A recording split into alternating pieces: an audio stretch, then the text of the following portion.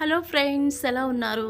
ఈరోజు మనము ఈ వీడియోలో ముస్లిం మెజారిటీ దేశమైన పాకిస్తాన్లో తొలిసారిగా ఓ మహిళకు అరుదైన అవకాశం లభించింది. ఆవిడ ఎవరు? దానికి సంబంధించి కొంత ఇన్ఫర్మేషన్ ఈ వీడియోలో చూద్దామండి.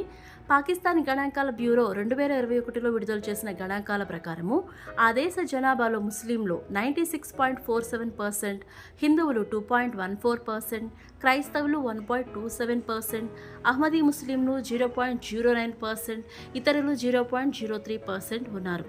ఆ దేశ ఆర్మీ మెడికల్ కోర్లో పనిచేస్తున్న doctor Helen Mary Roberts brigadier పదోన్నతి పొందారు. పాకిస్తాన్ సైన్యంలో బ్రిగేడియర్ హోదా పొందిన తొలి మహిళ క్రైస్తవ మైనారిటీ వ్యక్తిగా రికార్డు సృష్టించారు.